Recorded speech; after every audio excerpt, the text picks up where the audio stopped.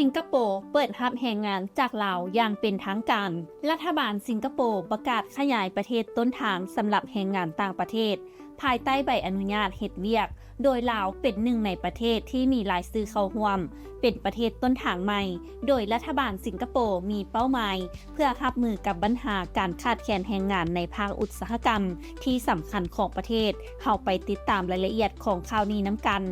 ตั้งแต่วันที่1 มิถุนายน 2025 เป็นต้นไป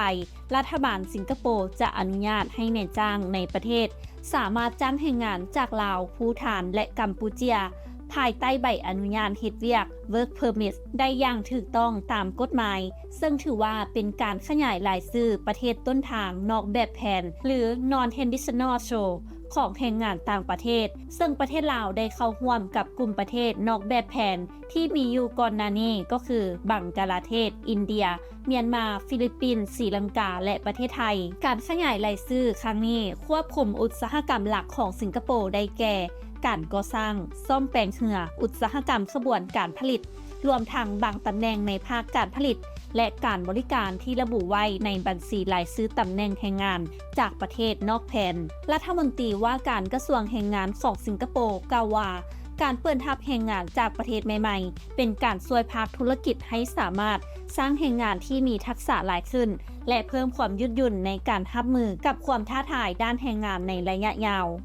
เพื่อเสริมสร้างเสถียรภาพด้านแรงงานสิงคโปร์ยังได้ขยายระยะเวลาการจ้างงานสูงสุดของผู้ถือใบอนุญาตเฮ็ดเวียกจาก 60 ปีเป็น 63 ปี เพื่อให้แรงงานมีทักษะและเฮ็ดเวียกได้ดนนานขึ้น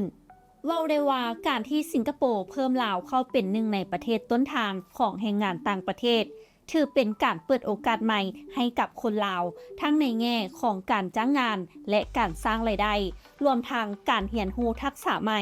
นำอบธรรมวงศ์รายงาน